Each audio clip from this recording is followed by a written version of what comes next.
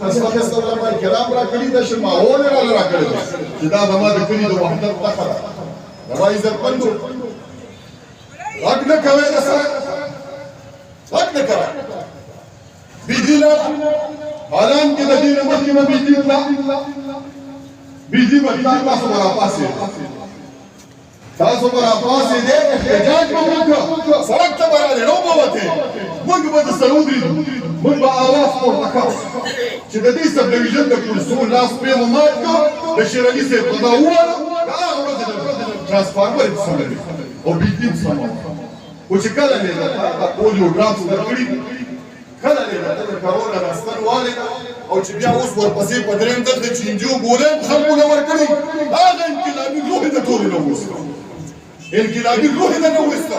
اواز کوئ چې په پاکستان کې انقلاب راوړی هغه خو ظالمان دي هغه خدای خبر چې د کوم مذهب والا خلک چې په دې څښا ګرمۍ کې یا د ظالم بچی چې دا کارخانې بند شي دفترونه بند شو سرکاري څیزونه املاک هر یو شی بند شو یو غریب سړی به دلته په فریج کې د یو څو ورځو دپاره خپلو بچو نه غوښه کېږي بجلی ولټین دې کم دی بجلي دې کمه ده ورپسې ظالم کفار هغه د سویګیس ولدي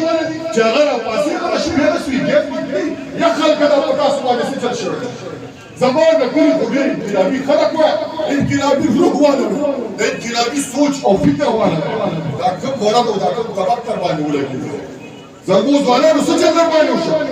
ولې زما کلي ته د سویګیس والا راځي هلته پنجره لګېدلې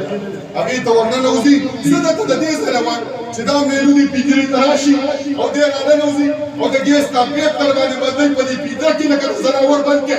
وایي ورپسې تعالی الله رب کریم به در اجر درکړي چې تاسو د خپل ځان تپوس نه کړئ او منحوس حکومت را باندې خدای نافظ کړی اعمالکم اعمالکم څنګه چې زموږ اعمال ګنده دي الله رب کریم راله تاسو منحوس حکمرانو را کړی دی دعا وکړئ چې الله مو د دین اخلاص کې امین وایي الله غفور رحیم بادشاه موږ د الله رب کریم نه سوال کوو زما عزتمندو چې تر کومه پورې مو اتفاق او اتحاد کې مو الله ته تقوم کوي او دې شي ته وګورئ چې دا خلک لاړو دا د مخکې راځي دا مولانا عبدالحق صاحب بادشاهګل صاحب رحمه الله هغه شي هغه کې سره بیا غاښلو زما عزتمندو په تېرو ورځو کې زما په کلي کې یو بچی خپل زوی وشي دې سپیڅ ستا په روډس کې راولو ډېر نرسري کارګزاري دې ډېره مدداره ده او د دې خپل ممبر او محراب نه د کلي په وحدت باندې اواز ورکړو